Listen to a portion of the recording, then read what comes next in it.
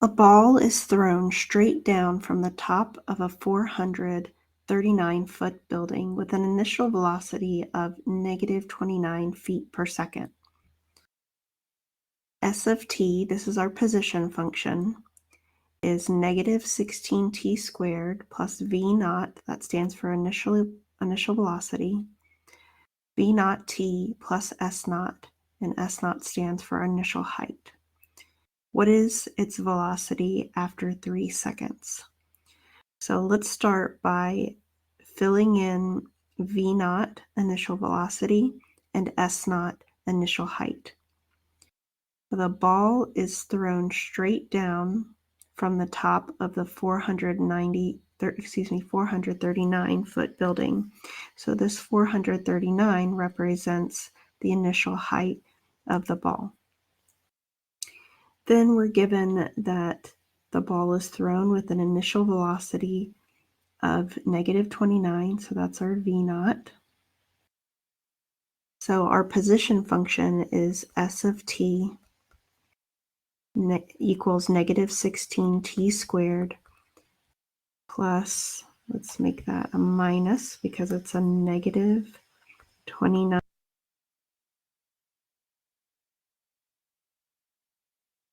-439. So this position function will give us the height of the ball at any moment in time. So you'll notice that if we start with t equals 0, this term would be zeroed out and this term would be zeroed out, and the height of the ball would be 439 feet. So if we substitute different values of time, we're going to adjust that height because it's now falling down, and we'll get a different height. So with this question, what we want to do is find the velocity. This function gives height, not velocity. We want to find the velocity after 3 seconds.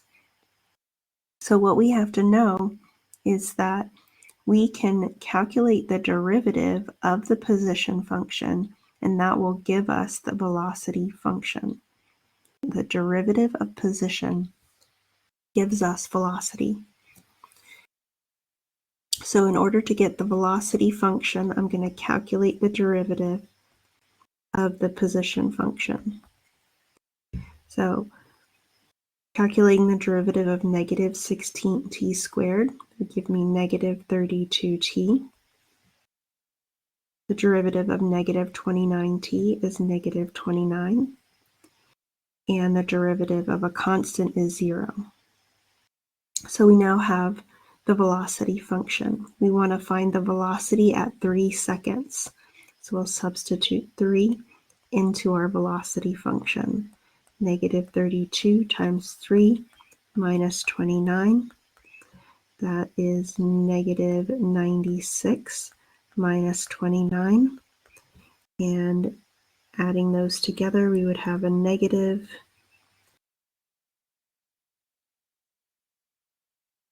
trying to do math in my head. -125, and the units here would be feet per second. So you see our units here for velocity, feet per second. So we found the velocity after 3 seconds. Now there's a second part to this question. We want to know, what is its velocity after falling 372 feet?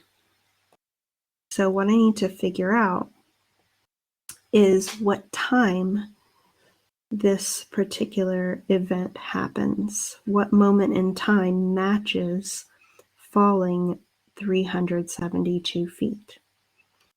So you remember the ball is at the top of this 439-foot building. So you're going to fall 372 feet, which means the new height of the ball is going to be 439 minus 372. I'm going to grab my calculator. 439 minus 372. So the height is 67. So what I need to do is, once again, figure out the time that this height occurs. So I'm going to use my position function, s of t equals negative 16 t squared minus 29t plus 439. We're setting that equal to 67.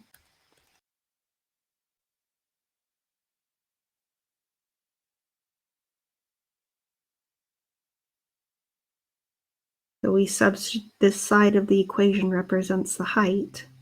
So I substituted a height of 67 into the equation.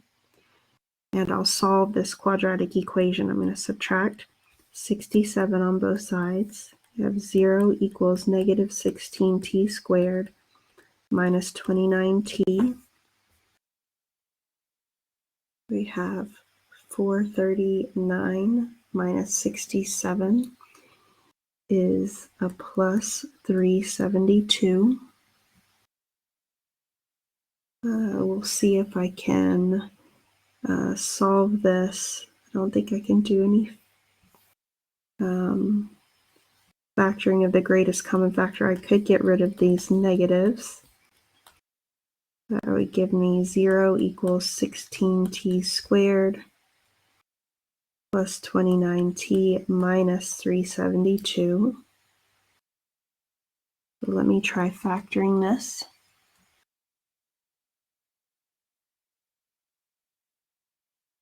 I'm going to try 16t and t. I need to know factors of 372. See, factors of 372 are 1 and 372. 2 goes into 372. 186. I'm going to check to see if 3 goes into that. 3 times 124. 4 should go in there. 93 times. Okay, let's see. Are any of these going to work? Let me try 4. Nope, that's not going to work.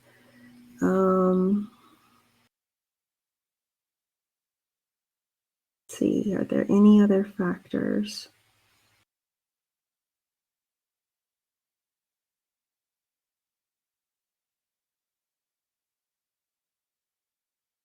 Yes, there are more factors. Because I have 2 and 3 as a factor, I know 6 will go in there.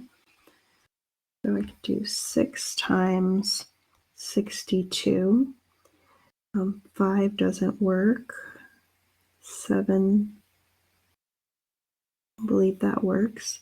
Let's see, 12.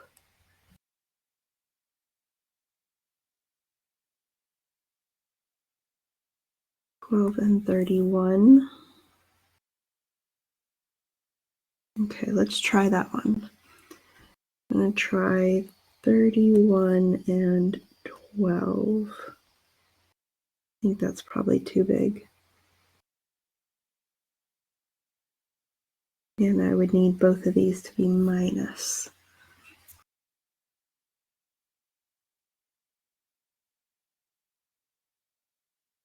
I'm checking my factoring. So this would give me 192. This would give me 31. That's too big. Okay, let's try 6 and 62. I'll try the 6 here. No, this is not going to work. Okay, so what about 93 and 4? 4 and 93. Okay, 16 times 4 is 64 and 93. That's not going to make 21. Okay, so I have my signs wrong. I need this to be positive, this to be negative. 93 minus 64 is 29. Okay, so that's the right factorization.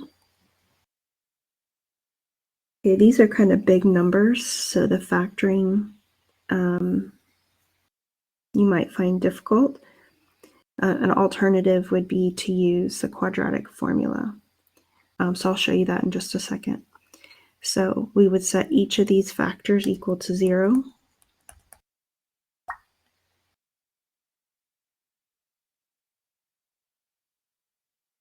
And I would get t equals 4 for this one, and t equals negative 93 over 16.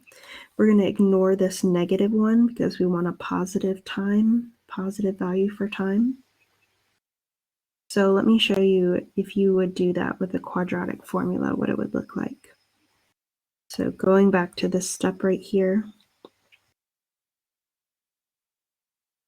you could let A equal 16, B be 29, and C be negative 372. The quadratic formula is x equals negative b plus or minus the square root of b squared minus 4ac all over 2a. So we'd have negative 29 plus or minus the square root of 29 squared minus 4 times 16 times negative 372 all over 2 times 16. So we would work out the expression underneath the radical. 29 squared,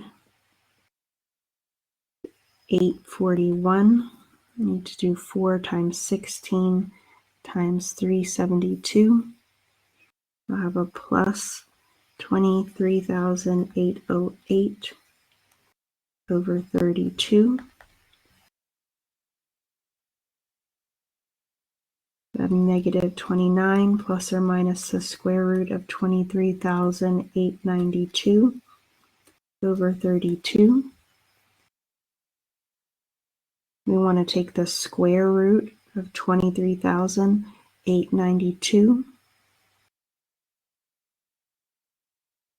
And that does not come out to be a nice number.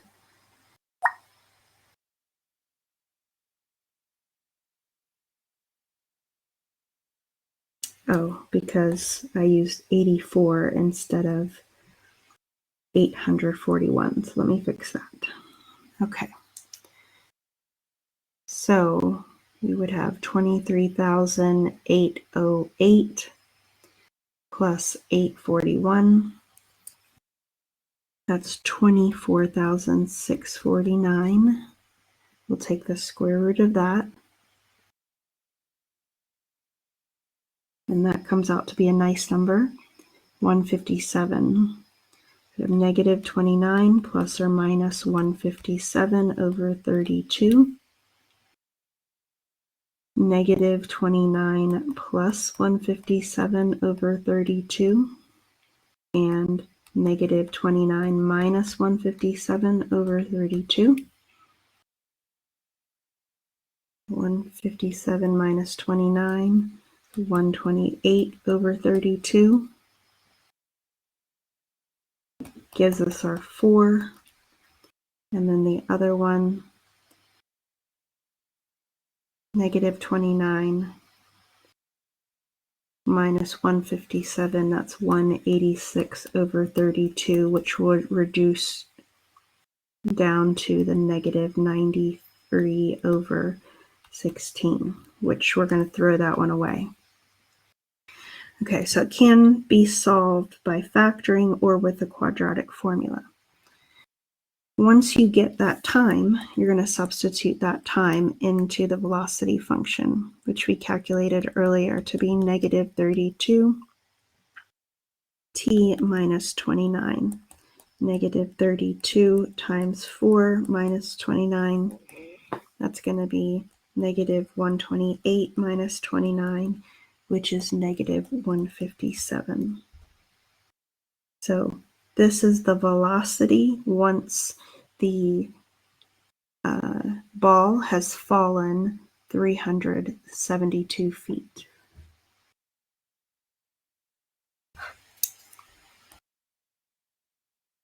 For this question, we want to consider the following function and point. We have the function f of x equals x plus 2, x minus 2, and the point 3, 5. We want to find the equation of the tangent line to the graph of f at the given point. So we're looking for the equation of the tangent line, and we know that the derivative is the slope of the tangent line. So in order for us to get the slope, we first need to calculate the derivative. We're going to calculate the derivative of f. F is x plus 2 over x minus 2. I have a fraction or a quotient, so I need to use the quotient rule.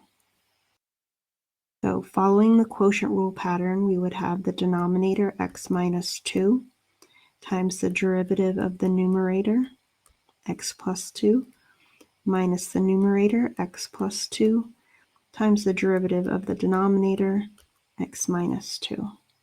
And this is all over the denominator squared. We need to calculate the derivative on these two parts of the quotient rule pattern. The derivative of x plus 2 is 1, and the derivative of x minus 2 is 1.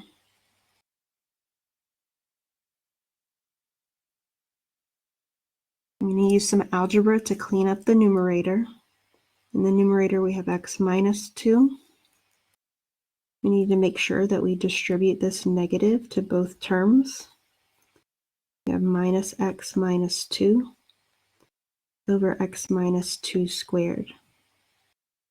This gives x minus x, and those cancel each other out or zero out. Negative 2 minus 2 is negative 4 over x minus 2 squared. So we now have the derivative. Once we get the derivative, we can substitute the x coordinate into the derivative, and this is going to give us the slope of the tangent line. We have negative 4 over 3 minus 2 squared. It's negative 4 over 1 squared, which is negative 4. We have the slope, and we can come up with the equation of the line using algebra techniques. Y minus y1 equals x minus x1. This is our point slope formula. We've just calculated the slope to be 4, and we were given the point 3, 5, and that's what goes into our y1 and x1. Y minus 5 equals negative 4 times x minus 3. I'll write this in slope-intercept form. Y minus 5 equals negative 4x plus 12. Adding 5 to both sides, we have y equals negative 4x plus 17.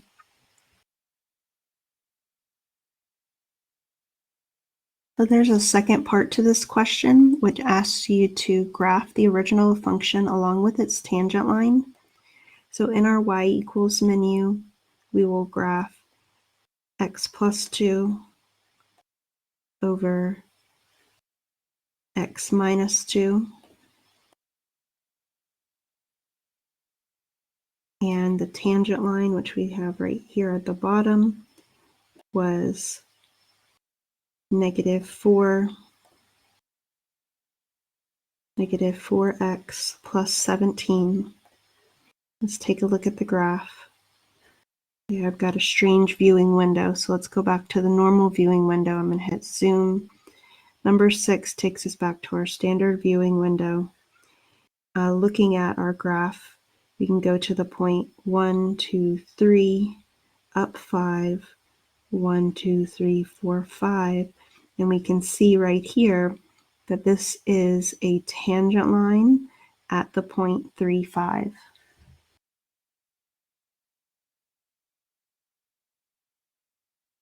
For this example, we want to consider the following function, f of x equals 1 over x minus 6 squared. We have two questions that we want to answer. We want to find the limit of f of x as x approaches 6 from below, and the limit of f of x as x approaches 6 from above. So it looks like we're interested in what's going on with this function near the value of 6. So the first step in solving limits is always direct substitution. So I'm going to substitute 6 into this limit and see what happens. If I substitute 6 into this function, I'll have 6 minus 6 squared in the denominator. That's 1 over 0 squared. And 1 over 0 is undefined. So using direct substitution didn't solve this limit for me, either of these limits for me, because we got undefined. However, there's a theorem related to expressions like this that does give me some information about what's going on here. So the theorem states that if you have a non-zero over 0, so if you end up looking for your limit and you get a non-zero number over 0, which is exactly what we have, we know that at that value of x, there is a vertical asymptote. And a vertical asymptote, by definition, is when x is approaching that number and y is either approaching infinity or negative infinity. So even though I didn't get the limit from my direct substitution, it gave me enough information about what's happening at that location. I know that x is approaching 6, the y is either approaching infinity or negative infinity. So I need just to figure out which of these is it. Is it approaching infinity or negative infinity? And it could be approaching different values on either side. So we're going to look at each of these sides separately. So to figure out the limit from below 6, I'm going to choose a number that is slightly below 6, like 5.9. And I'll substitute that in. Have 1 over 5.9 minus 6 squared. That is 1 over negative 0.1 squared. And because of that squared, I know that this comes out to be a positive number. And that tells me that the y is approaching positive infinity. So we're going to write positive infinity for the limit from 6, below 6. Then above 6, I'll pick a number that is slightly bigger than 6, 6.1. I have 1 over 6.1 minus 6 squared. That's 1 over 0.1 squared. And once again, we get a positive value. So the limit from above is approaching infinity as well. So this is how you would solve these limits analytically. So you've got to know this theorem, where if you get a non-zero over 0, that tells you have a vertical asymptote, and you also need to know that a vertical asymptote means that y is going to approach infinity or negative infinity.